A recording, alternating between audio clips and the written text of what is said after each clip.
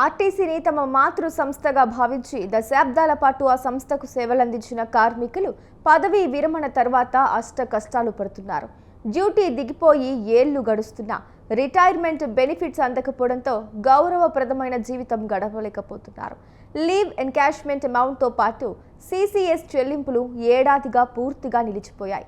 2017 వేతన సవరణకు సంబంధించిన ఏరియర్స్ పెండింగ్లో ఉండటం వల్ల దుర్భర జీవితం గడుపుతున్నారు. ఈ క్రమంలోనే తమ సమస్యలను పరిష్కరించాలని కోరుతూ ఇటీవల రాష్ట్రంలోని పలు డిపోల ఎదుట ఆందోళన బాటపట్టారు.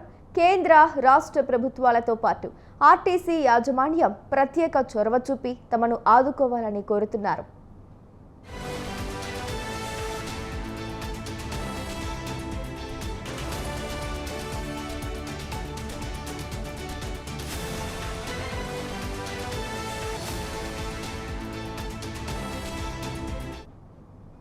ఆర్టీసీ రిటైర్డ్ కార్మికుల కష్టాలపై తెలంగాణ జాగృతి వ్యవస్థాపకురాలు బీఆర్ఎస్ ఎమ్మెల్సీ కవిత సోషల్ మీడియా ప్లాట్ఫామ్ ఎక్స్ వేదికగా పోస్టు చేశారు. ఇందిరమ్మ రాజ్యంలో ఆర్టీసీ రిటైర్డ్ కార్మికుల ఆకలి కేకలు పెడుతున్నారని మండిపడ్డారు.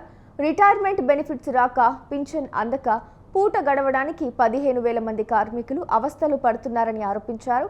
సంస్థ లాభాల్లో ఉందని చెబుతూ ఇన్నాళ్లు సంస్థ కోసం శ్రమించిన కార్మికులను కాంగ్రెస్ ప్రభుత్వం పట్టించుకోవడం లేదన్నారు.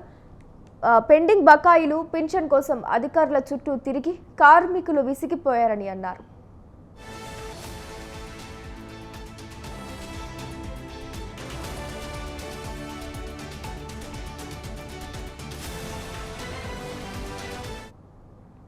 పెండింగ్ ప్రయోజనాలను ఎప్పుడిస్తారో కూడా చెప్పని ప్రభుత్వ పెద్దల తీరు చూసి ఇక నుంచి ప్రతి సోమవారం ఆర్టీసీ రిటైర్డ్ కార్మికులు నిరసన తెలపాలని నిర్ణయం తీసుకోవడం సర్కారు నిర్లక్ష్య వైఖరిని ఎత్తి చూపుతోందన్నారు. పెన్షన్ సదుపాయమే లేకుండా ఉద్యోగంలో చేరి తక్కువ వేతనాలతో పనిచేసిన శ్రామిక్, డ్రైవర్, కండక్టర్, క్యాడర్ కార్మికుల పరిస్థితి మరింత ఘోరంగా ఉందన్నారు.